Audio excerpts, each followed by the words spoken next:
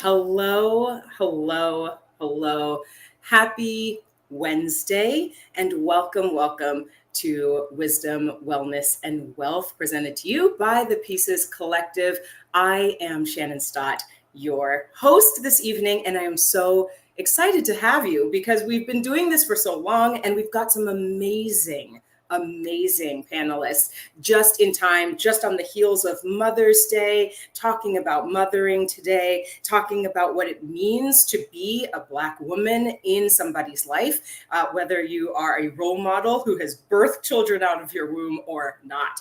And I am so glad to have this conversation with you. Before we get directly into all of these topics, I would love to know where you are joining us from. Tell me in the chat how excited you are. And as you're doing that, I want to let you know more about what it is that we are doing today. So this again is a monthly Wisdom, Wellness, and Wealth monthly series, and we are discussing Black motherhood and shaping our families and future. And we do have these wonderful people to thank for being here, but one person in particular is yes, you know, I can feel it. I can feel the energy. The Pieces Collective is a remarkable business, as you know, and committed to using creativity to help serve the needs of the community and contribute to the economic, social, and human development of women and youth and young adults. It truly is inspiring for us to be gathered together to learn from and be supported by each other. And in order to do that, before we get into it, let's welcome Ikrama Mohammed, the Executive Director of the Pieces Collective, to ground our conversation today. Ikrama, hello. Greetings, Shannon. How are you? I'm so well. How are you? I am well. Thank you for asking. It's good to see you as always. It's good to see you. Thank you for being here. Thank you for having us. Sure. And I want to thank all of you for coming this evening for this important discussion. Tonight, we're discussing Black motherhood, shaping family and future. So last Sunday, most of us celebrated what has been designated as Mother's Day. We visited our mothers, gave her flowers, or took her to brunch.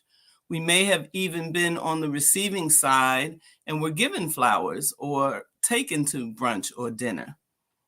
It is usually a special day on Mother's Day when mothers are honored. As we celebrate Mother's Day, how often do we consider, though, the power, privilege, and responsibility of motherhood? There is a proverb that states that heaven lies at the feet of mother. Some take this to mean that you should treat your mother well in order to be rewarded, and that is true.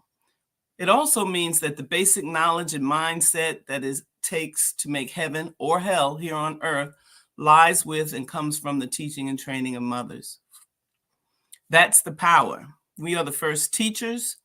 Without having to ask permission or gain consensus to vote or pass any legislation, as mothers, we can begin to analyze problems, identify solutions, and take action within ourselves, within our homes, and within our communities that will make change. We have great influence over our children. Many of the problems in our families and communities we could solve just with study and self-correction. We can unite as a sisterhood and help secure the destiny of future generations. It's not easy. Mothers have a challenging duty to care for the body, nurture the spirit, and shape the heart and mind of every human being that is born into this world. The mother-child relationship is vital to the healthy development of every child. The role of mother plays a powerful part in socialization and establishing cultures. Being a mother is more than a position or a post. It is the action and expression of total unconditional love, not just for the individual that she births, but for the entire human family. These are hard times we're facing, and during these challenging times as mothers, we have a choice to make. Whether we're going to continue to socialize and lead our children into an individualistic and materialistic world, or if we're going to study ourselves, our history, self-correct, and help lead our children into a thorough knowledge of self, that will produce a true education that gives us knowledge and power to accomplish and make progress in the good and righteous things. That is the privilege and responsibility, to know that we are an integral part of and have to take the responsibility for what we're seeing playing out around us in the world today. And that is our responsibility to prepare our children for a future that resurrects us as a people and continues the advancement of civilization. We have that power and we are capable. We just have to take that motion to do that. And now, for a brief moment, I would like to pay tribute to my mother. She's the most unselfish person that I know. I've never seen her lash out in anger. I've never heard her speak an unkind word to anyone. And anyone who knows her loves her. I'm not saying she's perfect, but I am saying that she is perfect for us. And she has taught me that you don't have to be perfect to be beautiful or loved. And I am grateful that I am her daughter. Love you, Mom. So tonight we have a panel of mothers who are loved and that someone is grateful for, or someone's are grateful for. I hope you listen and benefit from the conversation and are inspired to action. Thank you for coming. Peace and love. Something is sacred. In the mornings, when I was sad or sick or sound, she fed me chopped egg the way Grandma did for her, hot and soft as cream, the white yolk and shell, like mother, daughter, and divine spirit. She ruled the roost and kept me warm and full. In the afternoons, I listened to her make ebony and ivory music and praise with variations of island children. Sun, moon, twinkle, star-kissed babes, the rainbow-fingered clan. And I wished I were younger and full of music too. But she was there. She was there. At night, after a session of feet tickling, or tracing circles round faces with fingers, or hair stroking, or tear wiping, or day adventure night telling, she said something about bed bugs, turned the light out, and kept the door open, just a crack. And I listened to frogs whistling rondos from trees, accompanied by the shh of the revolving fan, and counted how many seconds it took for the lighthouse to shine through my window till morning came spiraling round.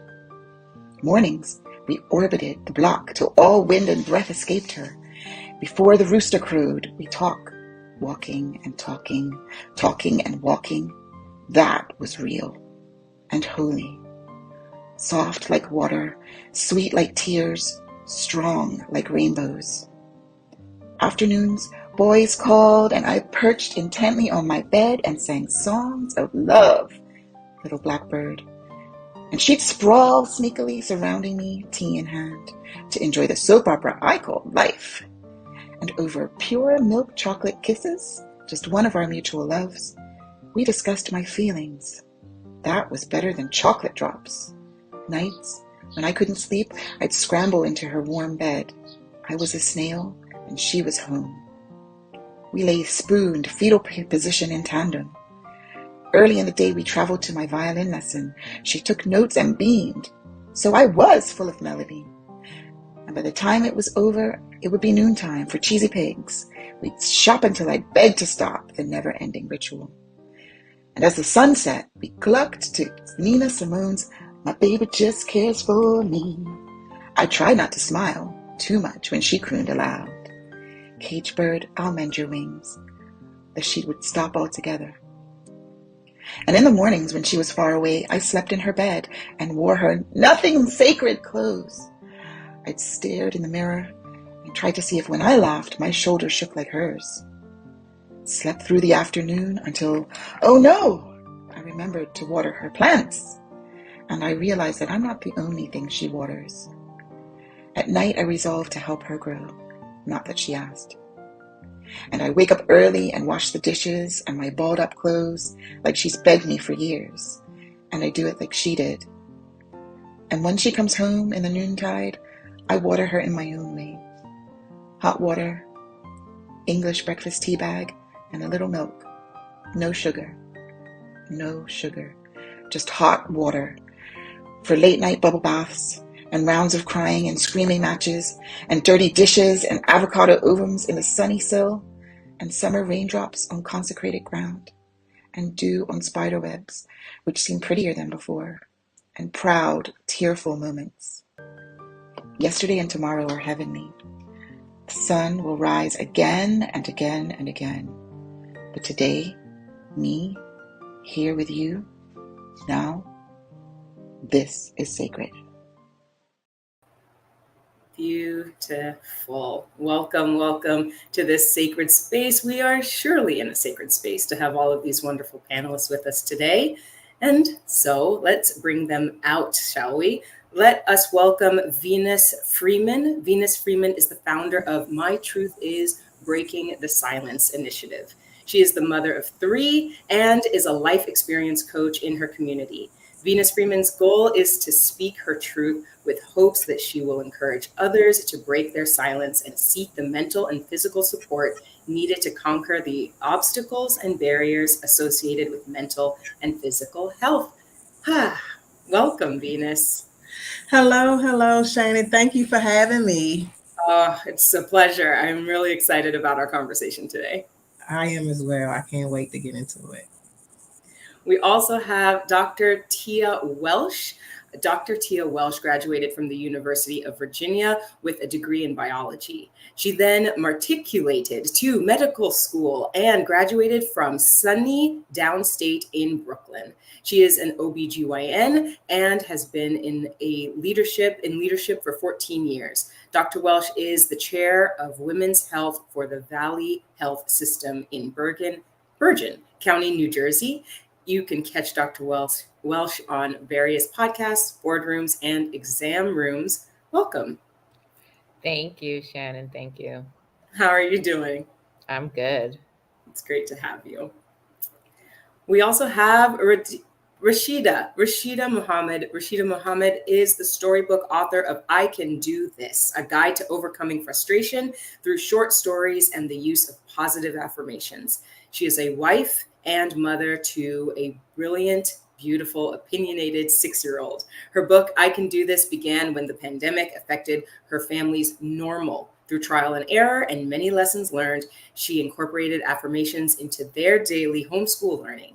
It was then she saw how positive affirmations not only helped her and her 4-year-old, and she wanted to share that with the world. Welcome, welcome, welcome, Rashida. Thank you, Shannon. Thank you for having me. It is such a pleasure, such a pleasure. And we also have the brilliant Hillary Rock. Hillary Rock is a published author, nanny, agency owner, public speaker, recruiter, and certified life coach with a focus on relationships. She has recruited and been a spokesperson for most of her life for various organizations like the YMCA of Greater Houston, Toys for Tots, and Kids Meals Houston, just to name a few. It is her desire that each single mother feel empowered as a daughter of the King and as a mother of their children. Hillary and her son live in Houston, Texas, where she is often found walking a sweet single mother through a challenging stage of parenting alone. Welcome, Hillary. Hi, Shannon. Nice to be here. It is great to have you. All right, friends, if you are watching this, just warm up your fingers. We're wondering where you're watching from, but this is a conversation. So let me know where you are and just warm up your brain, warm up your fingers so that you can join in on this conversation. If you have questions, we would love to hear them in the chat and we will try to answer them as best we can. I have this first question for everyone, whether you are in the chat or on the screen. I want to know, what was some advice your mother or mother figure told you that you still listen to today? And just because you're right there, like right here for me, Venus, if you don't mind starting us off and then just throwing it to some other unexpected panelists. Oh, sure. Well, with me, it was very simple, but it was definitely words to live by. Nothing's impossible. So I definitely feel that way. I don't think there's anything that I can't do. I don't believe in that. So even as we address a Black woman, even single mothers, it's not impossible to raise your child. One of the things I know we'll get into that question, so excuse me if I step ahead a little bit. Like one of the myths that, and I always kind of struggle with this, is that uh, Black women in specific, that I've always heard, especially in my community, that it's hard for us to raise respectable young men because of our gender. And I don't believe in that myth or that theory. I've even seen cases where we've done a better job than some of, the things that males have instilled in them. They weren't always that great. So yeah, my mom just always telling me that nothing is impossible and everything happens for a reason. That has always helped me mentally. Not being I won't soak in something. When something happens to me, I always try to find the lesson in it. And I move on from that instead of soaking in the stress of it and letting it get the best of me. I look for the lesson and move forward. So I'm going to pass it to Rashida. How did I know you was about to say my name? But I would say my mom will always say it's never too late to start something new. Whether it be a career, whether it be an environment, whether it be an interest or a hobby, like it doesn't matter. Like as long as God gave you life on earth, you can always embark on something new, whether in an experience, in a conversation, a relationship, whatever it may be. And that resonates with me even now, because prior to writing my children's book, that was never an interest in mine until it came and sat into my lap. Like my 9 to 5 is an EMT. That has nothing to do with children books. But I didn't let fear overtake that. I've never written a children's book before. How is this going to be? Oh my God. Oh my God. I just thought about them words that she told me, like, it's never too late to start something new. And this is just adding to the resume of my life. And I just love that quote from her. I can pass it to Dr. Welsh. I think for me, it wasn't what my mother said, it was what my mother did that led her to give me advice. When I look at the women in my family, my grandmother, my mom, they did it all. They worked, they took care of kids, they cooked, they cleaned. So being a wife and a mother, I thought that was what I was expected to do. And as a physician, trying to do all of that was very overwhelming. And at times I thought I was a failure because we never had the conversation until I looked at her and said, "This is hard." And she said, "Well, Rome wasn't built in a day." And that expectation you've always put on yourself. And I thought that that was what I was supposed to do. Um, but not washing the dishes one night is okay. You know, letting my kids have grace and letting them have candy before bed, it's okay. You don't have to be perfect. And that was the best advice my mom could have ever given me because I thought perfection was the expectation. So I'm going to pass it to Hillary.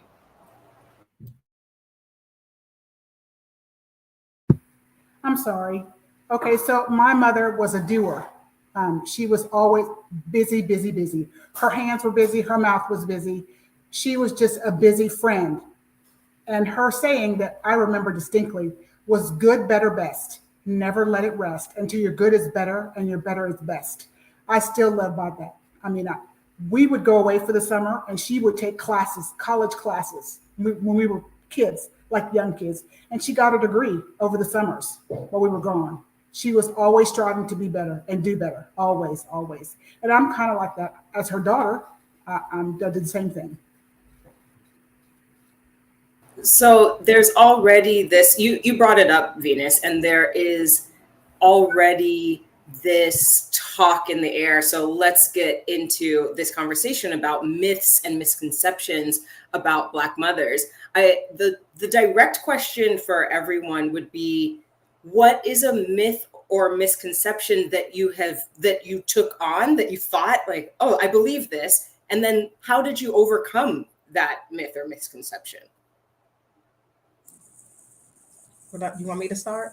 Yeah. Okay. With me again, as you had mentioned in the intro, I have 3 children. My first 2, I have a huge age gap. It's like 25, 22, which they're females. And then I have a 12-year-old that's a male.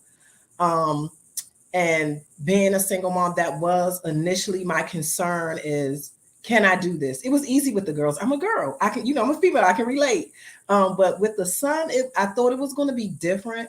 But I found as I went through the process that I can still raise a respectable young man. It's what you instill in them, not necessarily who instills it.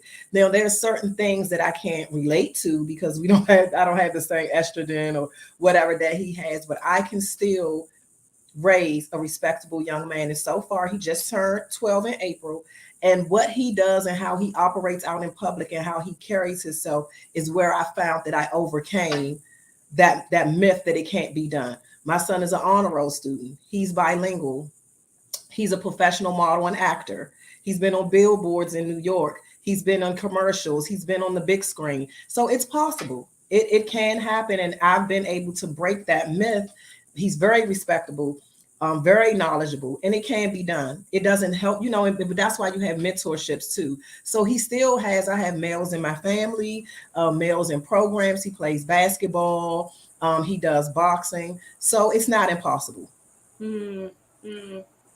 And that's what I've been doing. And I'm very proud of him. And it shows that I have definitely broke that myth because I see it in what he does. And that's my validation, not what others say. It sounds like you really brought a community around you to help you break that myth, right? The mentors and perfect, right? Yes. And that leads me to it takes a village. You know how they say that, it takes a village? No, it actually does take a village to raise one child, two children, boy, girl. It really takes the type of people that think just like you and that has the same goals for your child and love and respect and honor for your child like you, that helps put them in a better place in life because they know that they have a safety net outside of just mom and dad. So, yeah. I definitely believe in that village because we live far from family. Our family's on the East Coast. So I had to find one here. So my son is in the Big Brothers Big Sisters of Houston program. And it makes me cry. But that has been so vital for him. His mentor has been with him since 6th grade, and he's now 17. He'll be a senior next year. And it has been amazing. My son did not want to go to college. He wanted to be a tradesman. But now he's talking about being an engineer. And I said, you can do both. You can be a welder and you can be an engineer. And I said, there's no cap on your learning. Absolutely not. And Tim, who is his mentor, says the same thing. There's no cap on your education, no cap on what you can learn. And so I believe in that village. I believe in our church village as well. So he is surrounded by loving men in church and just in general, because I made sure as his mother that he had those men in his life to talk to. Because Venus is right. We're not men, so we don't have the same experiences. And so I can't talk to him, or I don't have a frame of reference to talk to him about some situations. So I hand it off to someone else. I hand it off to someone else in my village because my family, who would be my village, is very far away. I think that village is so important, whether you're a single parent or not. I have always lived in suburbs around the hospitals that I worked in, and it was always scary for me because my children weren't around other children that looked like them. And what would they grow up to be like? And what impact will they have in their own community not being around people of color? And I didn't let that be a scare tactic because I had a village. My family doesn't live close by, but they were always around when needed. My friends had children of the same age group. That was extremely helpful. When they had birthday parties, they weren't around just kids from their class that didn't look like them, but they had other kids to relate to. And I think it was important for me. My daughter's already 15, but being reclaimed in my sorority was important to me so that she could be around other women and see women that were like-minded so that she would know what her capabilities are. And at the age of 8, she said, I want to be like Michelle Obama. She wanted to be like Sojourner Truth. She won't read a book unless it's by a Black author. She knows who she is, And that's because of the village that surrounded her, whether it be in close proximity or far away. She knows who she is. And I think that's a big myth, that if you're not in the inner city or you're not in a school where kids look like you, that you're not going to be accepted or you're not going to feel comfortable in your own skin. And that is a big myth. So I have a question, but we have a question in the chat, and thank you for asking questions. Thank you for being involved in this conversation. Love Lee says, speaking of church, how do you navigate a partner, a dad who is no longer involved in the church? You mentioned other male community members to help support males, but what about little girls? I can speak on that. So there are programs, because I do have 2 female children, and even then, even though there's I always try to express and talk about there's a huge difference, because I felt like, oh my God, I have all this experience because I already had 2, but it's different. One, because the generation has changed so much, the way technology has advanced. So what I went through with my now adult children are a little different from what I'm going through with my 12-year-old who's a male. But there are a lot of programs out there. Just in my area, I live close to Andrews Air Force Base. There are just as many programs out there for females as there is for males as well. So, and I did utilize those, although, I was present, I was the mom, and they had their aunts, because I have a huge family. I still sought out support from the outside. Having them in different groups. They was in one called Daughters with a Purpose. A lot of times, even within the church, they have different groups and things that they can join. So, and because a lot of times they can't talk to us because they kind of distance themselves when it comes to family, because a lot of times they won't confine in the family members because they're like, oh, they'll get back to mom. So also have those outside resources available to them, because not unfortunately, they actually feel more comfortable talking sometimes to other people, and especially not relatives, than they do their relatives. So there's definitely a lot of programs out there for females as well. I don't know where the person lived that asked the question, but just seek it out within your church, within the school, within the community centers. They're definitely out there. And I did have those as well for both my female children. Yes, I was going to say, for me, I have a 6-year-old. And I would say finding a specific hobby that they may take interest in, and then looking at different things in that area that relates to that hobby to see if other young girls are interested in that too. For example, and this is just something random like dance. Just say if your little one likes to dance. Mine actually does not like to dance, but say if your little one does. Being a part of a dancing school or a dancing community builds that sisterhood and builds that bond. And then as a mom, befriending other Black women who have Black children that are girls, it just eliminates all the confusion, because I'm having a good time with the moms. I know that my daughters are having a good time with their children, and we're instilling the same things within our girls, even if they don't go to the same school or they don't live in the same area. Because I'm from Baltimore City, but I've been living in Washington, PG area for about 6 years now.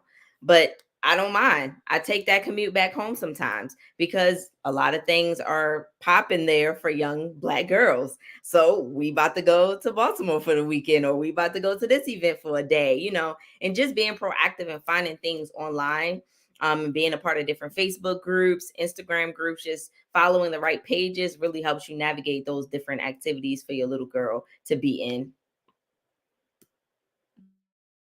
So we get comments, right? This is a great question, but Lovely has been very vulnerable, and I'd love to put this up on screen. So Lovely is talking about my husband and I have been married for 10 years, and we are currently deciding whether to continue with our marriage. And as a mother, I don't know how to navigate the happiness and the overall happiness, my happiness and the overall happiness of the family. And I would love for you all to discuss your mental health as mothers, keeping that mental health, tending to it, and how to do that, and also the mental health and wellness of your children. Because I feel like those are sometimes two different things, and then sometimes the same thing. And I think that discussion, that sort of question can help Lovely along. So mental health of yours, how do you keep your mental health, and how do you do that for your children and your family?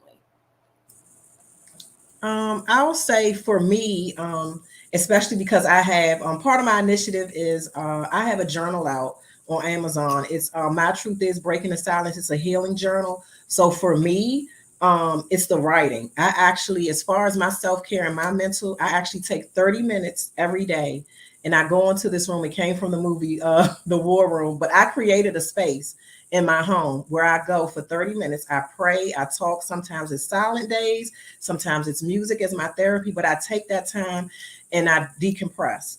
And I never take it into whatever I write down, I never take it into the next day.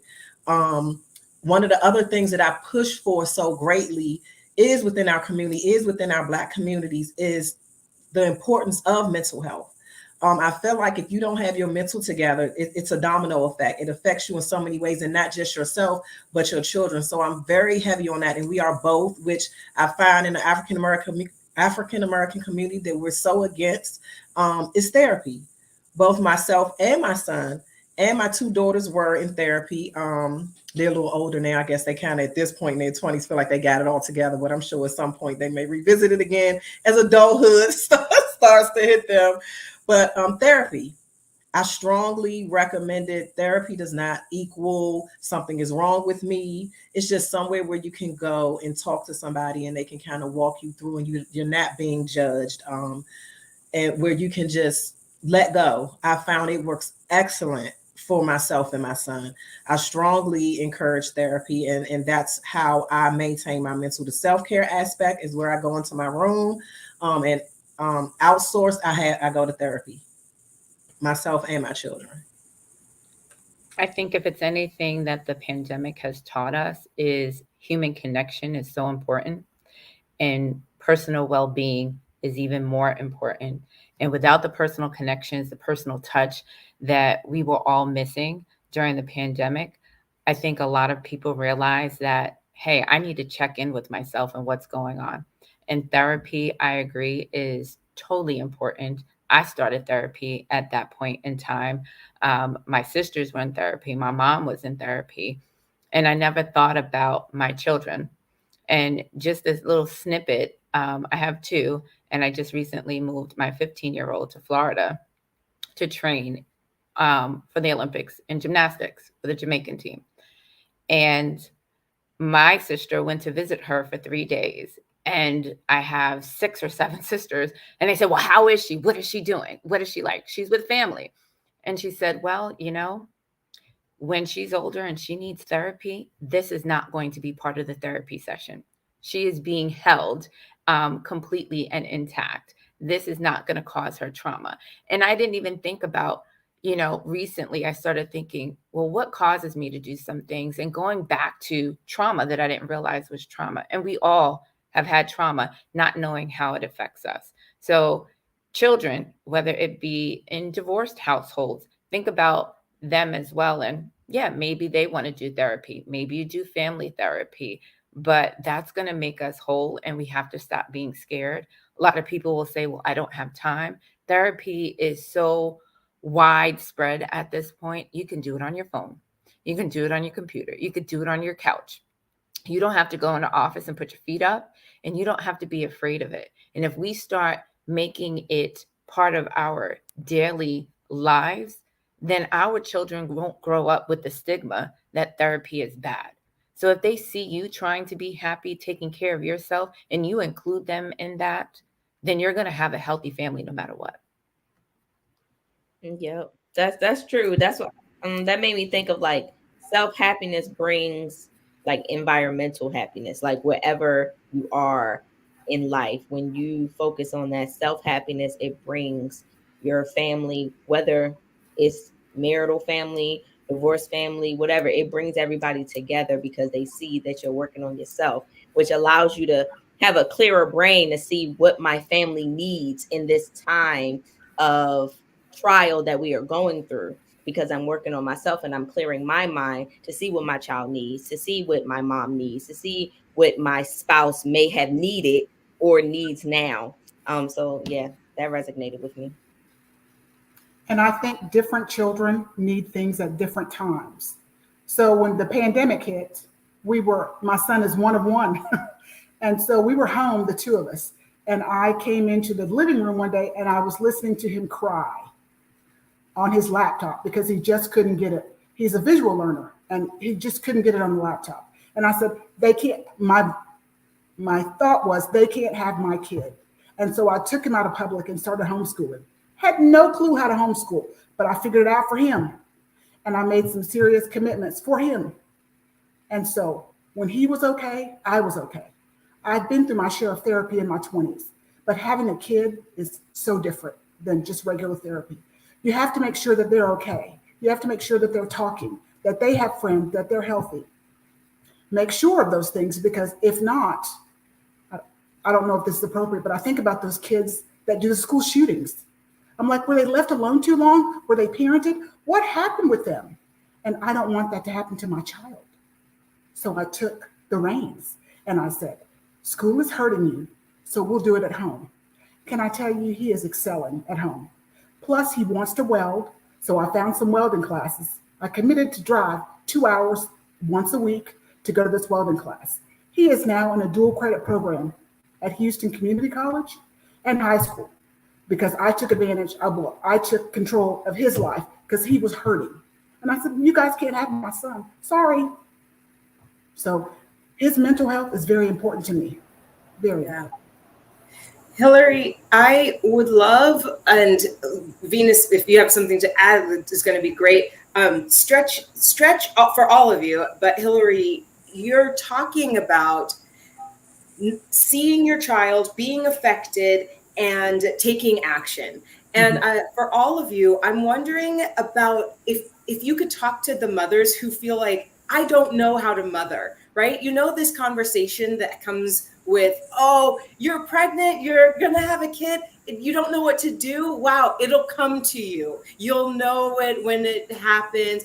Some maternal instinct fairy will come and bless you with having this maternal instinct. And I wonder if you could all of you could talk to the people, talk to the mothers, the caretakers who don't have that maternal instinct, and how to navigate it. I would say for me, it's not in a book. Because just like Hillary said, every child has a different need. You can never read, I don't know what is it, Dr. Spock or whoever. It is not in a book. It comes from experience. Every child is different, depending on, like I said, with me having a huge age gap, the things that I did with my 20-something-year-olds and the conversations I had with them are totally different from the conversations that I'm having with my 12-year-old. And that goes back to the technology. And I'll take full responsibility and be transparent. I was not by the time I got to the third one, it was like, okay, I had enough. But you have to take that time. I was lacking some, and I had to say, listen, like she said, you can't have mine. I had to get more involved. You have to start watching their phones, because the technology is raising our children. Hello, I hope everybody hears that. If you don't do it, technology is doing it. They're getting it off of YouTube's, TikToks. They're even getting it in video games. I was surprised at some of the stuff that I saw taking place in video games. I actually took, and he had gotten it for his birthday. That PC that he wanted cost every bit of $2,000, but that is nothing compared to the things that he was experiencing, seeing, even bullying, because they're able to interact with strangers and other people. And I cut it off. I took it away. And it was, regardless of the money I spent on it, it was not worth my child being harassed or being mentally abused over the internet, and it just kind of taking over. So we do have to take accountability and get more involved with our children. Watch what they're doing, what they're looking at. I know it's a good distraction sometimes if you're trying to do something. Oh, let them play on their phone or let them play the video games. But we have to show up. It's our duty. Once God has blessed us with these children, it's definitely our duty. But I would say just get involved. Just watch how you just pay attention. Like I said, I always go back to nothing. Like my mom said, everything happens for a reason. You were given that child. God knew exactly what he was doing when he gave you that child, and you can handle it. You just have to take the time. If you If you take the time to pay attention, you'll see it. They'll show you exactly what they need. And rather it's in a cry, just like when they're infants, we learn, oh, that cry is the cry of I'm hungry, or this the cry of, oh, I need to be changed. If you pay attention, it's there. It's there. They'll tell you. Just be a servant. Again, it's not coming out of any book. You'll know. And I'm going to piggyback off that. I think that mothering is not natural for everyone. I was blessed to babysit early and work as a camp counselor, sleep away and in town. And let me tell you, I did a lot of the mothering before I actually became a mother. So I knew what to do when I got in certain situations, but sometimes I didn't know what to do. But I always had a friend who was a few years ahead of me, and I took her advice, and I watched her children, and I watched for the same things in Mitchell. And in 6th grade, Mitchell got a tick, like he would rock back and forth all the time. It scared me to death, scared me to death. I was at the pediatrician and then at the neurologist as fast as I could get there. And the neurologist said, he's fine, but thank you for coming in. He's just nervous. And that's what he had said, but I needed to make sure. Because again, you can't have him. He's mine, you can't have him. And so it was important to me. But motherhood is not a natural thing. It doesn't come easy, and it doesn't come overnight for everyone. And everyone is not good at it. Everyone thinks they're failing. But let me tell you what, your house can be dirty. Your house can be dirty. The laundry needs to be done. The car, it can be a wreck. But when your kids are happy and healthy, all that doesn't matter. All that does not matter. Your kids' happiness and they're healthy. Mental health and personal health are absolutely vital for kids because they need to be in an environment where they feel loved and accepted.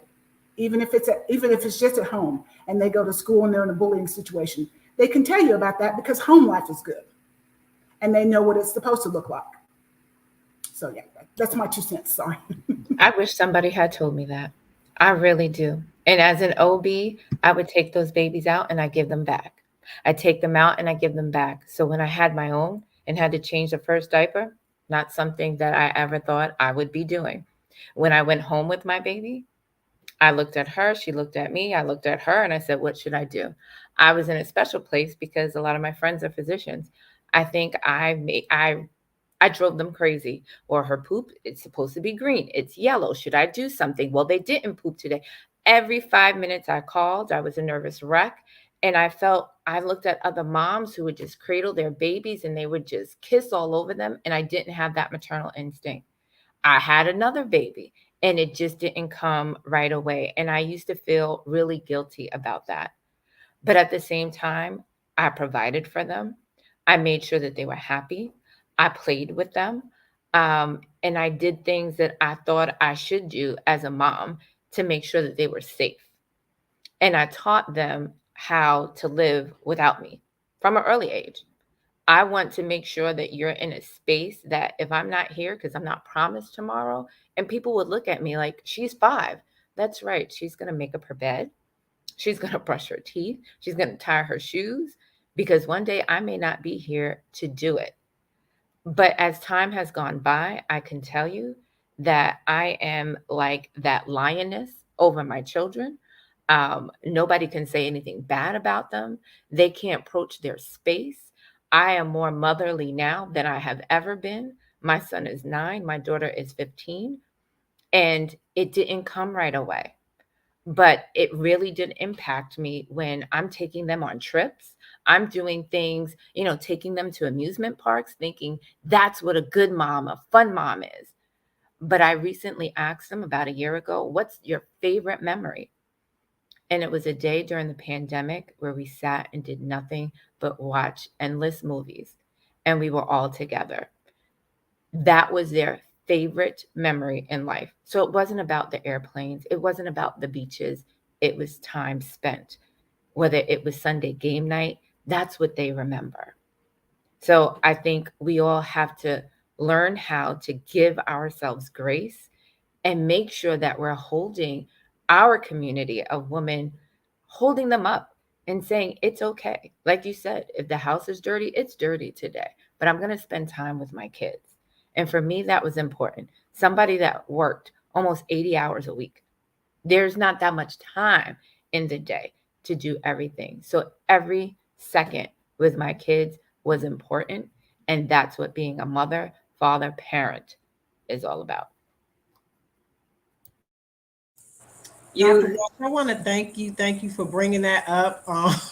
That because I've had cases where in the beginning, I would say with my first child, that I always thought the buying and the doing and the material things and taking them to these extravagant parks and Disney World and all that stuff. And like you said, with my 25-year-old, when I talked to her about what's the thing that you remember the most, like with your childhood, it was something as simple as us. We used to go to Borders and get hot chocolate together, and I would let her run through there and read the books. And she remember, I'm like, that was free. That was nothing. But I spent all this money on this trip to Orlando, and she said, I don't even remember when we went to Disney because I think she was like 5. So I'm really glad that you brought that up, and hopefully everybody else will hear that. Sometimes I think we get into this, as you said, what we're supposed to do or what society says we're supposed to do that makes us a great mother. And again, it goes back to my validation doesn't come from social media. It comes from the way they operate and how they talk to us. So that's when I know I've done a great job as a mom, not what society says. So thank you so much for bringing that up. Yeah. And all of that takes me to a place where I'm like, communicating with your children can literally ease a lot of our mental strain that we put on ourselves. Like just communicating with them. Like my 6-year-old, when she finishes her day at school, I'm like, how's your day? What do you feel like doing this evening? Like, are we feeling like knocking out this tutoring work, or do you need to rest a little bit? You want to take a shower, or you want to, you want to go out to dinner, you want to eat, and just talking to them. Like, what do you like to do on the weekends? I'm thinking you want to go to the water park. I'm thinking you want to go to the candy store. No, you just want to go play with your god sister for hours in a day. Like that's easy. Sure, she can come over. And just communicating with them and not putting a cap on the things that they say and express, which will allow us to, I guess, deliver to them easier than we think, make it easier than we think it should be. Like we make it harder. I feel like even with myself, like I'm at night thinking about different things. Like, let me just ask her because she's going to articulate it in the way that she sees fit. And then I'm as a parent, if it's in my means, then I can deliver that. And I know that she is getting fed in the way that she needs. And I'm getting fed in the way that I need because I'm delivering what she actually needs without doing what I think she needs, when maybe it's like, do I really just need that? And I'm projecting that onto her and she's not even feeling it, So just communicating with your child helps alleviate some of that stress. And I say that because when I wrote the children's book, I had to homeschool her for a while because her school shut down. And I was a very active mom and still am, but I seen that she was having a difficult time with reading, that I didn't know that it was as difficult as it was. I'm like, hey, she's young. She'll get it. She'll get it. But no, when she was home with me, I saw that it was really causing her stress. It was causing her pain, like anxiety. It was like a whole nother mental state that she was in. So that put me in the place of doing the positive affirmation because I'm like, it's something that deals with confidence that's allowing her to not tap in to this reading, because with everything else, the little girl is confident, but when it comes to this, she's not. So what is breaking her confidence? And when every day we would say like, I can read, I can do this, I'm articulate, I'm intelligent, I got this. Even if I'm crying, I can wipe my tears and try again, So we did that, and I saw how it changed her to the point where she started school and her teacher would text me and be like, Mahari's saying her affirmations while we doing this reading. She got some tears in her eyes. She having a little moment, but she's still saying it and trying to get through. And when that happened, I said, the world and the children, they need this, right? Because we only talk about positive affirmations for ourselves as mothers, and that is key, but they need it just as much as we do. Cool. One of the things that I'm hearing is, and you're not saying it overtly, but it's going to lead to this question that Camry has. You haven't said it overtly, but what you have been saying is, even in the midst of my own blank, like writing a book, the pandemic, working 80 hours a week, driving to and from 2 hours there, 2 hours back, getting my child in all of the things he's doing as far as my own self goes. You are finding some balance somehow between the work that you're doing and the work on and for your child. And Camry is asking or saying, asking about advice, saying, I'm having a hard time finding a balance between being a mom and working. I often get overwhelmed and not sure what to do. Any advice? Breathe. I think, yeah, yeah, really. Breathe. I mean, that's the simple answer for me. There's really no way, because everybody's situation is different. Um, I just say breathe and take your time and not be. We're our worst critics. Don't be so hard on yourself. And just find the time. You may have to shift some things or move some things. That's some sacrifices we make as moms, but we find a way and we make it work. And whenever you feel overwhelmed, just take a minute, just stop and breathe. And communicating, like Rashida said, is so important to communicate with your child, because I think sometimes we put these expectations on ourselves and we overwhelm ourselves when it's not even needed. Like I was using for an example, like one day, oh, I'm like, I have to take my kid to Dave and Buster's. I need to do this. I need to do that. And you feel like you have to do all these things. And then I find out, oh, he just wanted to go to the dollar store and get a coloring book and some crayons. And he was content. So I think sometimes our stress is self-inflicted. I think we just need to just take the time to breathe and just figure it out. We panic. We feel like we have to be all these places at one time. We have to make all this magic happen in one day, and it doesn't have to be. It doesn't have to be. And what I say, like with the work-life balance, even at work, at the end of the day, I don't know if this not necessarily offend anyone, but I make time for my family. At the end of the day, if I pass today or tomorrow, they may send flowers to my kids because I've been there for a while. And after that, they're going to get somebody to replace me and move on to the next thing. So make the time for your family, make the time. It's very important.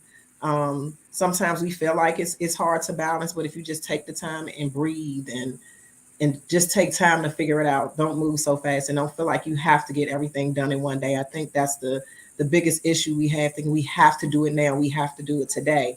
And sometimes we have to put things on hold. And throw out a lifeline. Yeah. Need help. Like if you need help and your schedule is really crazy, or you're working like 80 hours a week, like Dr. Walsh was saying, you need help. Find someone to help you, whether it's a family and a friend, a mentoring group, a grandparent, husband, whatever the case may be, but throw that lifeline and find the help that you need. And like Venus was saying, hey, they gonna find somebody else if you gone today or tomorrow, but not saying don't give, your job what it needs, because that's what you need to live.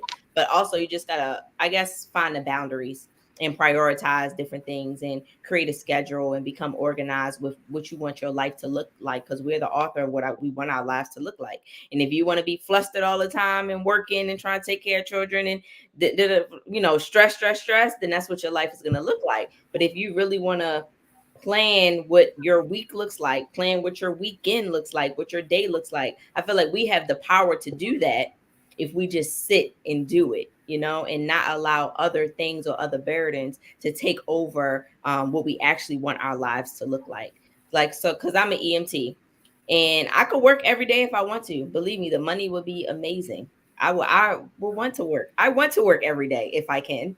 But I can't, because, she has things that she has to do. I have things that I have to do. So I do 3 days on and I do 3 days off. And then I communicate with her. These 3 days, mom is going to be MIA. When you see me, I'm going to be asleep. You may see me at dinner time. We may eat together, but if we don't eat together, just know that I'm going to try to make you breakfast in the morning before I leave. But just know that Wednesday, Thursday, and Friday, you're not going to see me. Sunday, I'm all yours. Monday, hey, let's do something. Let's go to the park. You want to go to a friend's house? Let's do it. But I just communicate that with her so she won't feel some type of way that I'm not there. And that goes back to teaching your child how to live without you, right? For those 3 days, believe me, my 6-year-old can wake up and make her breakfast if I don't feel like waking up, which is plenty times that I'm like, sis, go make a sandwich, like go make a waffle. I need a couple more hours, or it's lunchtime, go get a bowl of cereal, I'm gonna be up in an hour, I'll make you a full spread, so just teaching that ability to live life abundantly as a child without constantly just having your mother there to do every single thing for you, because that alone is stressful. That's stressful. I think, like you said, we put our own stresses on ourselves in having and setting them up for success and expectation. When I was working 80 hours a week, yeah, I didn't have family to watch my kids. My husband was working just as hard as I was. So I had to lean on people that I may not have known. It wasn't the best, but it was okay. But there was one thing, routine. When my daughter was a toddler and my son was a toddler, it was bath, book, bed. If I broke that routine, they were all over the place. But bath, book, bed. And on the weekends, if they had sports, I was there. And if I was working, guess what? We got FaceTime. I didn't miss a touchdown. I didn't miss a gymnastics meet. I saw it. I was live. I was on FaceTime. I was with you. But 90% of the time, I will try to be there for you. But we're all working towards a goal. I've seen kids, mommy, I need you. Mommy, how come you're not there for me? Mommy, well, let's have a sit down, because mommy has a goal and I'm working towards my goal. And now we're going to have fun. What's your goal? Because without a goal, you're going nowhere. And if you have a goal, school is probably going to be included in that. And both of my kids are athletes. So after school, they have that. So there's little time to be worried about what mommy's doing. And I get vacation. I'm going to take my vacation with the family. I'm going to take a vacation with my husband. It doesn't mean I'm going anywhere. It means that we might just be home together. I'm going to take time with me and my friends, and I'm going to take time for myself.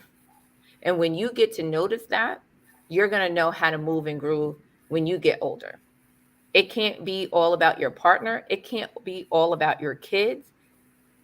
I can't be all about myself, but I'm going to make time for that. And I'm going to make time for you. And we're going to make time together. When you set them up early on, don't worry about them crying. They're going to get over it when you're making time and making purposeful time. Time doesn't mean that you're in your room and they're in their room playing games. We're going to spend time together. If that means walking in the park, you're riding your bike, I'm running, we're going to do stuff together. It can't be all about this all day. And the phones go down at dinner. I try to eat dinner with them, but I'm an anomaly. As I said, my kids are athletes. My 15-year-old is in Florida.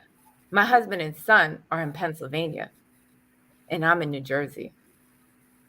So 3 days out of the week, I'm by myself. And then I got to spend time with my husband and my son. And then I got to figure out, how am I going to make sure that my daughter's connected with us? So when you want to talk about work, mom, boss, that's me. And my kids are not missing. I'm FaceTiming every day. I'm asking how your day is going, what's on the agenda, what are we doing, and we're staying connected. So if I could do it in 3 different states, you can do it in one household and give yourself grace. Amen, girl. Amen, Dr. Welsh. Amen. Definitely amen to that. I just want to say that one of the lies that we are fed as women is that we can do it all. And we can, but not all at the same time. I think that's what you were kind of saying, Dr. Walsh, was that we can do it, we just can't do it all at the same time.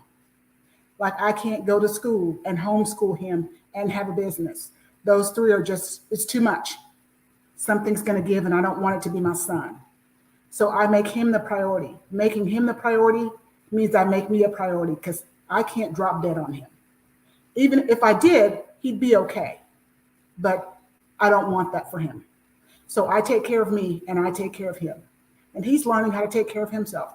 He walks around with this huge jug of water. It's like maybe 3 gallons of water that he drinks every day, because he learned that sugary drinks don't do anything for him. He was running out of energy during the day, and his baseball coach said, you probably need to drink more water, Mitchell. And so he started drinking this water, and now he takes it everywhere, to church, We go to the grocery store, he's got it. And I'm like, dude, do you have to have that in the grocery store? He's like, I gotta get all my water, Mom. I gotta get it all in. And so I let him do it because that's him taking care of him. And I need him to know that because I won't always be around. I need you to learn these things. Just like Dr. Walsh was saying, and Venus was saying, you teach them early to take care of themselves. And they will always do it. They will then turn around and teach their children the exact same thing. It's just a cycle. They will, if they like something, they will turn around and teach it to someone else. So that's important. I want to, we're weaving in and out. One of the things that Rashida, one of the things you said, we're all talking about it, sort of teaching our children to take care of themselves. This is interesting because you're talking about having difficult conversations, right? Dr. Welsh, you said something like, mommy this, mommy that. Like you see mothers that are going through that. And of course we see mothers who are at the beck and call of their children and who would just like, gasp at the idea that a 6-year-old is fixing their own lunch or breakfast. Oh my goodness. So I would love all of you to talk about, one, having difficult, what these mothers might be calling difficult conversations, and two, finding balance between parent and friend, and if there is such a thing. So just talk about that. What difficult conversations, what's the benefit of them, and finding balance between friend and parent. I'm not sure I would say it was a difficult conversation. I think I also had the ease of the experience of already having two. With my son, I just strongly encourage, even when I do my focus groups and stuff with other parents and the teens, I'm huge on do not enable your child. Like everyone was saying on the panel, I want them to be able to, if I leave here today or tomorrow, because I don't know when I'm getting called home, that some things they can do themselves, and also they'll remember. It's part of a memory that you're instilling. You know, my mommy taught me how to do this. My mom allowed me to do this, and I now know how to do this because of my mom. So every time they go make that peanut butter and jelly on their own, or that ham and cheese on their own, it's still a memory even if I'm gone. You know, my mom taught me how to take care of me. If I don't remember anything else, mom said, I can do this. And I don't need anybody to help me, especially with my son. I don't want him to feel like that he needs, you know, that woman or that female in his life in order to get a decent home cooked meal or to clean his home. I teach him early. He was pushing the vacuum as soon as he started walking. Even if he didn't clean up good, he's played with the vacuum, because guess what? He got in the habit of, when he started walking and holding on to the coffee tables and stuff, he saw me cleaning up. He started cleaning up. I wouldn't let him use the spray, but he started wiping the tables down. And even now at 12, he's still doing it. Don't enable your children. It's really not difficult. Just talk about it and tell them why. These are things you need to know as you're growing up, with your hygiene, with just being clean and taking care of yourself. He now goes off on his own. He washes his own clothes. I don't even have to touch his clothes. And he's 12 years old. He knows how to use the washing machine and dry. And these kids now, the technology, the same way you can use a phone and play these video games and follow instructions, you can do the same thing when it comes to these appliances and stuff in this house. You learn how to work it. You go on YouTube, you figure out how it works. When you want to figure out a cheat code on the PC or the game you're playing, you look it up, you master it, and you do it. You do the same thing with life, with life lessons. So I strongly encourage it. My son can do a lot of things now at 12 that most people be like, oh my God, you let him use the microwave or the toaster oven or turn on the stove. Yeah, because I took time with him. He knows you turn the knob a certain way. When you hear it tick, turn it down, put it on. He knows how to do all this stuff. And you'll be surprised at what they'll intake, especially early on. That's the best time they learn, when they're young. If you instill it in them young, it carries them through their adulthood. I don't think it's a difficult conversation. It's just a part of life. And you don't get that in school. And I think a lot of that has to do with culture as well. There are a lot of cultures that want to hold their kids safe to the chest, and then they're surprised at the results in adulthood when they can't do. Before my daughter left, I didn't know my daughter was going to leave and be this athlete that she is. But guess what? I was teaching her how to cook, teaching her how to clean, wash her clothes, do all of that. And I'm like, okay, Well, I feel okay that she's with someone else because I know she can hold her own. And will my son be in that kitchen? Yes. There's not a man in my family, not my grandfather, not my dad, not my husband, that doesn't cook and clean. So I feel okay. If I get sick, then I know my household is still going to run. So I don't think it's a difficult conversation to teach them that. Do you know how many girls my age can't braid? We stopped braiding hair. That was a thing when I was a little girl. My mom used to braid my hair all the time. And there's girls my age, women my age, that don't know how to plait and put a box braid in because they weren't taught that. And some parents think, well, we were raised so hard and we had to do so much and we had to cook and clean because our parents weren't there. I'm not going to make my kid do that. Well, why not? It taught you responsibility. There has to be a balance. You can't make them do everything. And there has to be a why behind it. If I cook, yeah, you're going to clean. If I'm cooking, you're going to set the table. There's nothing wrong with that. You dirty your clothes, I'll wash them for you. I don't have a problem with that. But if I'm not around, you better know how to do it. But if I wash and fold, you're going to put them away. There has to be a balance. And that balance exists with my husband and I. If he's out there raking leaves, I'll bag them for you. If he's out there plowing snow, I'll shovel a little bit for you. I'm never going to see somebody break their back. And some people don't have it and they have to do that. So yeah, I'm going to show you what responsibility is. But at the same time, I'm going to be a parent. I'm never going to be a friend. We can have fun together, but I'm never going to be a friend. You're going to respect and call me by the right name. Yeah, bro, that's not me. You can call your friend that, but that's not me. You know, I'm never going to say, my mom said, I never know what you're doing when you're not in front of me. So I'm never going to assume you're an angel in front of me, but I don't know what you do when you're not in front of me. So I'm not ever going to say that my kids are angels. They may curse. They may use foul language. I don't know. But I know when you're in front of me, you'll respect me and you won't use that language. You'll respect me enough to know when you should use different language in different settings. I don't let my kid use his Xbox and play with other people. That function is off. My 9-year-old got a phone. Guess what? He had that phone for about a week because you already showed me that you were too immature to handle that phone with the things that you were doing on it. So it's gone.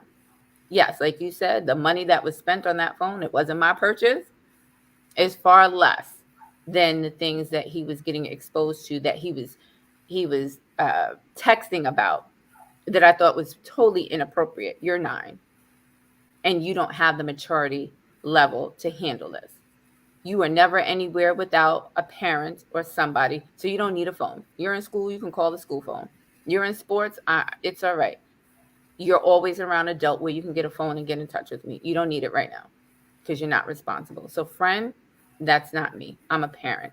And I'm a parent that my daughter's in a situation now where she has to hold her own. And I'm happy that I taught her how to do for herself. I know my mom used to say all the time, I'm not your friend. I'm not your little friend. You can have a million friends, but I'm the only mother that you'll have. I am not your friend. And that's exactly what I say to my son. I'm not your friend. I'm not trying to be your friend because a friend is not going to parent you. And what I'm doing for you is I'm parenting you. And speaking of phones, he got a phone when he went into 6th grade. And we shared an ID. So I saw all the texts coming in because I just wanted to see how he would handle the phone. And one of his friends was sending him porn. I said, you need to shut this down. Shut it down, shut it down, or I will. And he did not want me to shut it down because he would have lost a friend. And I saw him, dude, don't send me this anymore. My mom can see this. And everyone else was like, oh, yeah, you better stop. And they shut the friend down. Because I taught him that. I said, if you don't want to do it, trust me, I'll take the reins and I'll do it. But when I do it, I'm going to do it mommy's way. You might not like it, but mommy is cold-blooded. So no, don't let me call anybody because it won't be nice. But I all the time, kids need to know they don't need another friend. They don't need friends. And parents, you can be a friend of your child when they're in their 30s. That's when you become friends.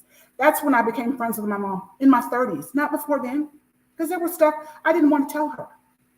There was stuff I wasn't comfortable talking about. And when I was younger, I definitely needed a mom more than a friend. So it's just important that you can't be a good parent and be a friend too. You just can't. Yeah, I agree with that. Even at a young age, for my 6-year-old, like she doesn't have a phone, but she does have a device where it's like a watch that we program at least 3 or 5 numbers in that she can call throughout the day. She can text throughout the day. Those are the numbers, right? So we started it early, probably like a year or two ago, so that she can be prepared for big girl school. Like she's going to first grade, so she's going to a big girl school, and it has like the tracker and everything. So if she leaves school, I can see it, whatever. But teaching her that early to learn how to use it now responsibly, and then having those numbers in there was just major, to the point where I could say if I did give her a phone and made it like a restriction, that I wouldn't be too concerned, because she doesn't know what like YouTube is. She doesn't know how to text without emojis. So she's still in that little child phase. But as she grew up, I was just reading the question on the side that Miss Lewis posted. But as a baby, people will always, not, I wouldn't say, they would kind of laugh at me because I would talk to my baby like like a not an adult, but like a regular person, right? So like if I just fed her and she's still crying, I'm like, what's the problem? You got fed, you got clothed, I read you a book. Like, what's the problem? You're doing a lot, so you're gonna sit right here, get yourself together. Even as a baby, right? And I did that, and I still talk to her like that to this day, to the point that she can have a regular conversation with a preteen, a 10-year-old, or a 12-year-old. She can communicate well. If something is being said to her that it doesn't sit right, she can verbalize that very much so well with me. If she goes to piano class and maybe her teacher says something wrong, she will come back and say, this is what he said. This is how it made me feel. Are you going to do something about it? Or you want dad to do something about it? Or you want Nana to do something about it? Like, who going to do something about it? But it needs to be done. But just creating that responsibility early, it just helps you. The thing is just maintaining it. Like as she gets older and older, it's just maintaining that responsibility throughout teenage years. Like you all have teenage children. And I just pray that when I get to that level of parenthood, that I do take this advice and incorporate that even more in our daily activity, because the world is going to look completely different than it does now.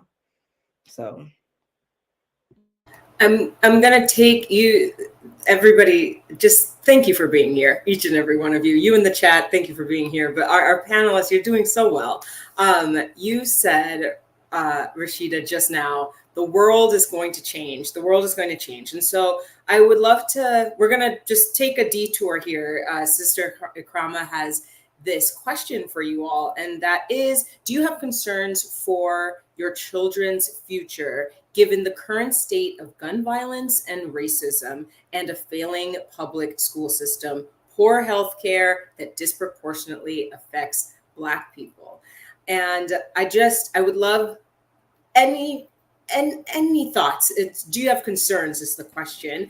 And then just thoughts about these topics. And we're taking this little turn, and we'll start to talk a little bit more about medical and women in the medical system and how we're being treated there. But for now, yes, do you have any concerns for your children's future given the current state? I definitely have concerns. Not sure where what I'm doing fits into it, but I definitely have concerns about it. I just try to stay on top of all our health, mentally, physically, emotionally, but definitely with the violence. One, I mean, even as the adult, even as the mom, I have concerns for myself when I walk out the door. So I definitely, being that mom, I'm a protector. Like Dr. Wells said, I'm not lying. It's like I'm always in protection mode, as a mom. So I definitely have concerns with the violence, and that's what affects the children. Then that becomes a domino effect. If they're concerned about the violence and scared to go out the home, or they're a product of their environment, or the environment they in projects that type of violence and stuff, sometimes they don't want to go to school, or they don't even want to leave out the house. So it definitely affects them mentally and physically. Like I said, I just try to pitch in and do things where I can with myself, my kids, my community. But it's kind of hard because there's so many different avenues. They say, it takes one person. I try to talk about it. I've done a podcast on it before about the gun violence, about the health care, advocating, trying to see how we can get more resources in our community. But it takes a village, even with that, not just raising a kid. Like, I can't just be this one person speaking on gun violence. The community, we have to become a whole and start doing something about it collectively. So it's definitely a concern for me, especially being a single mom with an African American boy. I feel like I've kind of hit the mark with my girls. One of them, she graduated from college. She's actively working, doing well for herself. Again, that's where I get my validation from. So I think I kind of met that mark where I can kind of say, whew, I made it with them. My middle child, she's going on her 4th year of the military, doing great for herself. She's actually in Texas. She's in El Paso. So I kind of had that woo moment with her. Like, okay, we made it past the craziness. At least I know she's an expert marksmanship, so she can definitely take care of herself. So yeah, I have really big concerns. I can say as a mom, as a mom boy now, that I have great concerns with the violence, especially in my community, with my son more so than I had with my daughter. And like we said, times are changing, and I think just the violence and stuff is increasing and it's getting worse. So I definitely have concerns and worries now, especially with my son. I do too. When Trayvon Martin was killed, I did not let my son wear hoodies. I was like, you will not hide your face ever. No hoodies and nothing up where people can't see you. That people need to be able to identify you wherever you walk, whatever store you're in, wherever you are. They need to be able to identify you and know that you're not a mean kid. And he didn't get it at first, but I told him, I said, I want you to come home every day. I need you to come home every day. And if this is the way we do this, then you're going to listen to mommy and pay attention to her. You may not like it, but I'm trying to make sure that you come home every day. I said, that mom still grieves because her son is never coming home. And I said, I do not want that for you. I teach him about traffic stops. I teach him about how to address law enforcement. I mean, I need you to be respectful, and I need you to listen to what I'm saying because mommy knows best right now. When you're grown, you can do what you'd like to do. But for now, I'm trying to protect you. And this is the way I do it. Yeah, I mean, I definitely have concerns, especially in the terms of like racism, because I connected well with Dr. Welsh when she was talking about having your child in predominantly white environments. And the new school that she is going to is a predominantly white school. And I picked it not because, of course, I would want her to go to a predominantly Black school, but I picked it because of the opportunity that she would gain out of coming to that school. Now, her mom is an activist at heart, been one since I was 14 years old. I was with the marches for Trayvon Martin, Freddie Gray, born and raised in Baltimore City. That's just a part of my being. So instilling that in her at an early age allows me to keep her safe, but not keep her blind. Like keeping her in the environments where that fear doesn't take over me too much, but not keeping her blind to the actual reality of what's happening in the world, to us, to our people, and to the world and the nation in itself. So that kind of helps me in that regards. But it's always a concern. That's why we got her the watch. You never know. You out on a playground, put your watch on. We out at the amusement park, put your watch on. Like we're always gonna. I always talk to her and I say a term, I always say your security training. It's just something that we do, right? So if it's late at night and my car has, so I have a Tesla and the car doors come up like this, right? But she knows as soon as the sun goes down, how do we get in the car? We going through the front seat because we not putting them up. We're not going to put them down. I'm so sorry. It's okay. We're gonna go through the front door and get into the vehicle. So just talking about those things and securing them in children's books nowadays, they really cover a lot of the things that are going on in the world. So I try to keep her library filled with those different books about her skin color, about racism, about school shootings, violence, bullying, empathy, safe hands, where do they belong, proper relationships with males or boys. They have those type of books for children. Of course, I read them first before exposing her to them, but those books really help. It really helps us go through those conversations and have those deep conversations for just a 6-year-old. I was quiet because I didn't even know where to go with this as far as safety is concerned. My son, he plays football, and he plays football in the inner cities. He plays football in New York City. He plays football in Philadelphia. He plays football in every inner city you can think about. And it's always a concern for me. My husband and I are always looking at the environment we're in. Where are we going to go if something pops off? Because that's the first thing we think about. So his safety is key, and we kind of teach him that. But I'm afraid to go so far involved because I know he's getting it at school and shooting safety and shooting drills and things like that. And he's seeing the news, and we just talk about it. John Morant, we talk about it. Is waving a gun the most respectable, thing that you could have done? Is it responsible? We got to talk about it. But both of them know what racism looks like, feels like. My daughter's in gymnastics. This is the first time in a long time that she's seeing more girls that look like her. Fisk University just blew it up for her. We used to straighten her hair. I used to braid her hair. And now she's like, I don't want any of that. I just want to wear my natural hair. And she's proud to do that because other girls are wearing their Afro puffs in gymnastics and feeling good about it. Gabby Douglas was ridiculed about the weaves that she wore when she was doing gymnastics. My son is in a predominantly white school. For the past 2 years, he's the only Black boy in his class.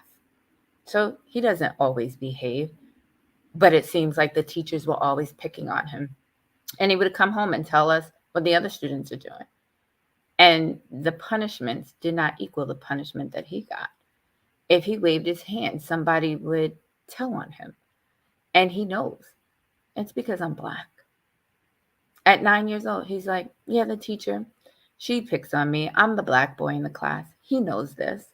But putting it into context is important for me, not to use that as an excuse. You see everyone around you being successful. So being Black is not a burden. You have to know it. You got to be aware, and you got to know how to move in that space.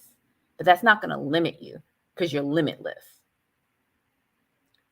So being Black and talking about it in our household is always a thing.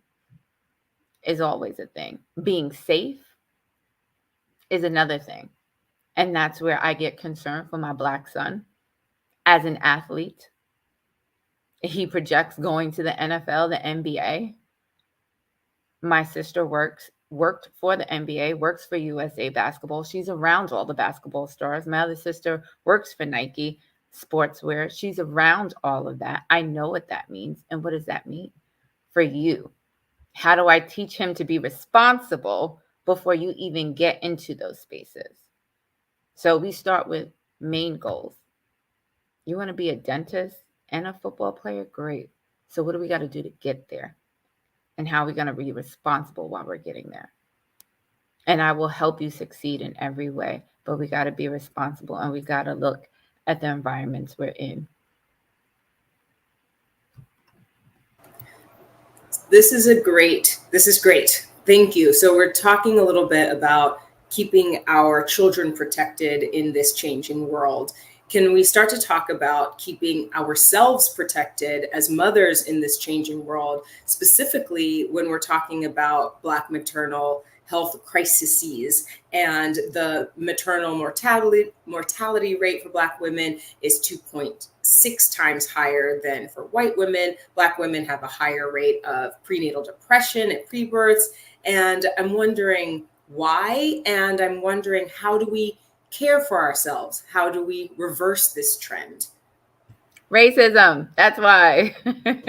And that's proven. No matter how educated you are, no matter how much money you have, we're still dying. And it's for that reason Louisiana has the highest mortality rate, maternal mortality rate. And that's where my sister lived. That's where she got pregnant. That's where she delivered. And you know who delivered her? Me.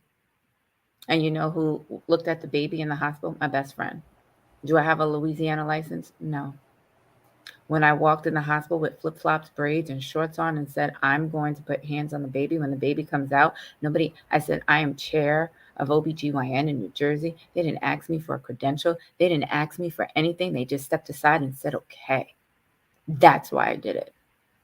And that was 2 years ago. That wasn't 10 years ago. It wasn't 20 years ago. It was 2 years ago. I stepped in a hospital, delivered a baby, and they didn't even ask me who I was. So, and then they told her when she was ready to go at 1 p.m. in the afternoon, you're ready to go, but we'll wait for the nurse on the next shift. The next shift that starts at 7 p.m. in the middle of the night of New Orleans, you want her to leave the hospital at 10 p.m. with a newborn baby, but she's ready to go now? Is there a reason that you can't get your paperwork together?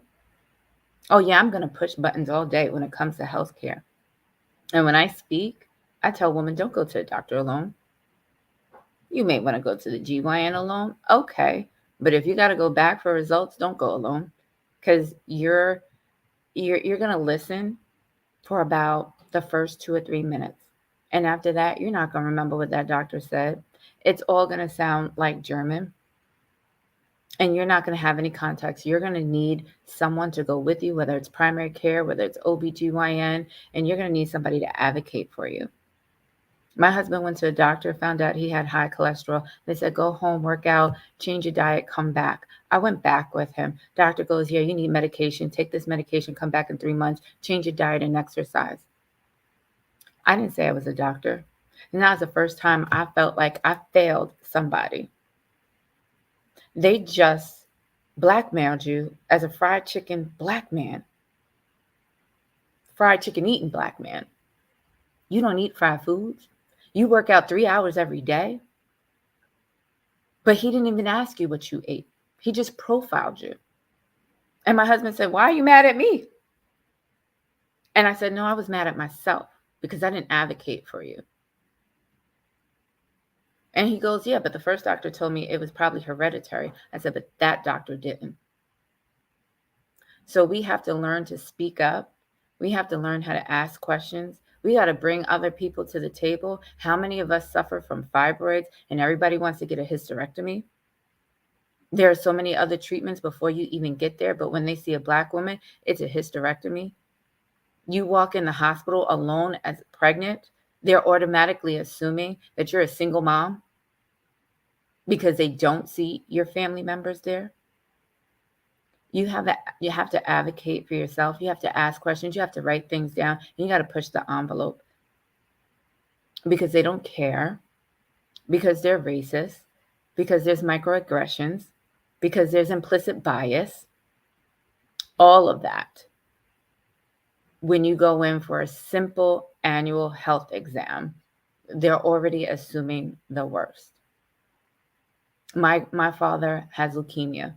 Doctor said, just take this medication. Why? I questioned. She knew I was a doctor. Didn't give him any explanation. Didn't give him the side effects. Why? Are there any other alternatives? Is this chemotherapy? She wouldn't have answered any of that, thinking he wasn't going to understand anyway, despite the fact that I introduced myself as a physician. So if they treat me like that, knowing I know how they're treating lay people that don't know medical terminology.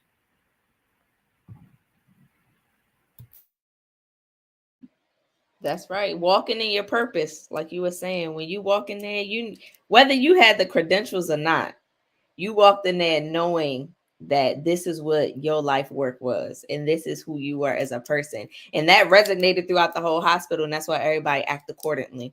But in advocating, having somebody to advocate for you, I would do my entire pregnancy all over again if I could, from beginning to end. And it wasn't a beautiful experience. Afterwards, it was, raising her was a beautiful experience, but the pregnancy, the birth, the afterbirth was not a beautiful experience. And being now that I'm researching, connecting with different women, reading different things, I see where the problem happened. The problem happened by trusting in a hospital system, thinking they know every single thing, right? You're downplaying yourself because you like, I'm not a doctor, so I don't know. But if you feel it in your heart and your mind and your spirit, then and just having that confidence to advocate for yourself.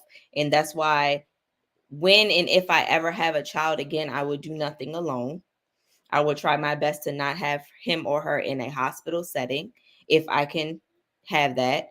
And always sticking to a birthing plan that I've desired for myself and not feeling like it's too much, right? That I'm asking for too much, that I'm doing too much. I mean, I'm bringing a whole life in, but that's what we as women think. Like, I've talked to a lot of people my age and they've had a whole birthing plan. Prior to them being pregnant, they like, this is what I want. But as soon as the baby comes, it's like, now nobody cares about the birthing plan because somebody else put a little thought in your head like, oh no, we're going to induce you at this time. We're going to do this. We're going to give you this. We're going to give you this. And now your idea on how you want to spiritually bring your child into existence now becomes null and void. Like you don't even remember it. And then when you come into consciousness after having the child, like myself, you become kind of sad and upset at yourself. Like, why did I do that? Why did I take this? Why didn't I find a holistic way? Why didn't I question this? Those things come to mind. And all of those things came to mind after I had my child. But I look at that as a learning experience. Like, I'm the type of person that trial and error brings so much clarity into like my life. And I'm not saying it was not saying it was an error in having her, but the process definitely was a trial and error that I know how to do it better the next time if God blesses me to. I will say that I had a preemie and I was advanced maternal age. Nice, ugly red stickers on all my files. But with that, I had high blood pressure before pregnancy and it only got worse. And so I had a cardiologist, I had a regular OB, and then I had a perinatologist. Is that right, Dr. Walsh? The ones that take care of, okay. So my perinatologist, everyone was white. Okay. There was a Black woman in the perinatologist group, but she wasn't not taking any more patients.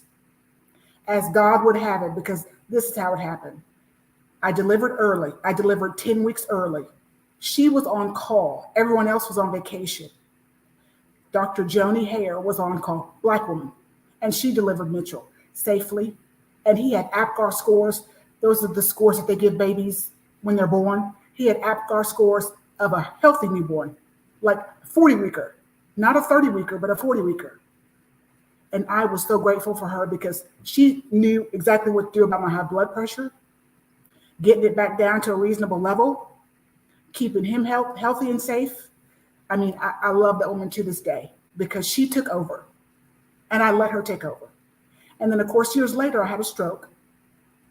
And my boyfriend at the time was the advocate.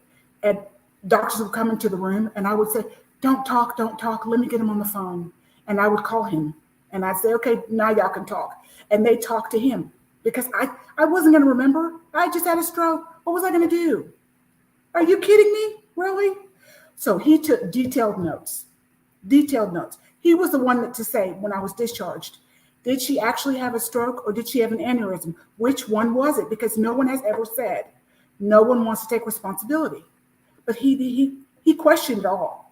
He questioned it all. And I appreciate him so much for that. We're not together anymore, but I appreciate him so much for that. Because it was important that he stand in for me when I couldn't talk. You have to have an advocate. And I stand in for my mother. I'm like, you're not going alone. You're not going to the doctor alone. I'm going with you. I want to hear what they have to say. Because she'll come back and she'll tell me the sunshine version. Well, are you going to survive this procedure? Is it necessary? Have you gotten a second opinion? Do you want a second opinion? Are you okay with this? And when she can't answer these, I'm like, I'm going next time. I'm going with you because it's important. I want to know. So you're right. You have to advocate for yourself and other people in your life, your children, your parents, because they're getting older and they don't always know to ask the questions. But if you're still with it and you still have your right mind, you can ask the question and you can advocate for your parents or anyone older in your life or someone younger. So it definitely is important. Definitely is important for you to take charge or someone else take charge. Okay, so we're slowly tiptoeing, I believe, to rounding and finishing out our conversation, and we've talked about we're slowly getting to the spot where we're like, okay, we've seen children, we're taking care of the children, how to launch them into the future, how to launch ourselves into the future in uncertainty, and in this realm, I'd love to pose this question, which was from Karen Freeman. Given all that Black children face in American society, how do we prepare them for leadership roles in the community to make a difference? I really love this question, this idea that we've been talking about them as babies, how we aren't their friends, how we and children, how we aren't their friends, how we are having difficult conversations or not having difficult conversations, but conversations so they take care of themselves. And then to ask, how do we have the conversation? How do we raise them so that they can take care of us, us being America, right? So yes, given all that Black children face in American society, how do we prepare them for leadership roles? What do you as mothers do to prepare them for leadership roles? I personally think that goes back to kind of what we were talking about in the beginning, starting as a child, not enabling them, giving them responsibilities within the home, holding them accountable for certain things they do. So I think that kind of starts really early, and me always encouraging my son not to, especially with the bullying and the type of things that's going on now in society, not to be a follower. You don't have to do what Jacob did, or you don't have to like Hillary was saying about like the kids and they're doing porn or you're doing this stuff. You don't have to do what they did. You don't have to be a follower. You be the leader. You be your own person. You make up your own mind. So that teaches them early on to be a leader, to take charge of themselves, take accountability for the things they do. And if you do something wrong or you say something wrong, take responsibility for that. So I think once you start instilling those things with them, and just like Rashida said about communicate, let them know who they are. And it's important, just like Dr. Welsh says, my son knows he's like more fair skinned, got kind of the curly hair. If you look at him, you would think he was maybe mixed with Hispanic or something, but he knows exactly who he is and the role that he's going to play in this world. And it starts early, just instilling things in them early. I'm a young Black man in society, and this is what I want to do with myself. This is the role I want to play. And you stick to that plan. You kind of have a plan in place about where you want to go, what you want to do with your life. And you kind of direct them that way and try to keep them from getting distracted for whatever it is. If they decide they want to be a basketball player or a veterinarian or, whatever that looks like for them, make sure they stay on course. Make sure you start instilling those leadership traits in them to say, this is how we need to move, and understanding that's going back to us talking about a village too. It takes a team effort, you having a good support system and having people with you and hanging around people who are like-minded like you. That's all a part of leadership, teamwork, taking responsibility and staying on course. So I think it starts very early, and I think that's where it starts at. I think there's three things that are really important. That is showing emotion and letting even Black men know that it's okay to show emotion, because when you show emotion and they're able to be emotional, they will in turn take time out for other people and be caring to other people. When my son sees people that are hurt, he cares. He's very athletic and competitive, but he's not going to let you fail because he cares, because he knows how to show his own emotion. Two, daring to be different. Both my son and my daughter, when they're doing their sports, they don't want to dress like everybody else. They're going to wear something loud, obnoxious. My son likes to wear socks with Superman capes or whatever so he can stand out. He doesn't want to look like everybody else. If everybody's wearing pants, he wants to wear shorts. Daring to be different. When you can be different and you can stand out in the crowd, you're going to learn how to be a leader. And three, making sure that you're successful, having a goal and sticking to it, knowing that it might not happen the first time. In sports, I think really, I was an athlete. My husband's an athlete. My mom is still a coach. So athletics is big in our family, but it teaches you something. You got to practice to get there. You might not win the first time. Might not play that first game, but you're going to work damn hard to make sure that you are the starter, that you do make that touchdown, that you are the best, that you do get on that Olympic team. So when you're going to work hard and understand what that work ethic looks like, when you're daring to be different and you're not walking around with the crowd and you know how to be emotional, that is the true, to me, essence of being a leader, to be able to care, to be able to be different, and to be able to work hard. I would just want to say something real quick. Our children, they look at us, like all of us on here. They see us in our day to day. And I think when we show up and become a leader in our community or our field of work or our environment, it helps instill that into them to become a leader in their environments that they have created or are going to be a part of. So that's all I wanted to say. Before we wind all the way down, I'd love just to take a moment with each of you and just ask you to talk to the person, the mother, the caretaker who is just now arriving. And just like, I missed it, but I really wanted to see what this was all about. Advice that you have for them.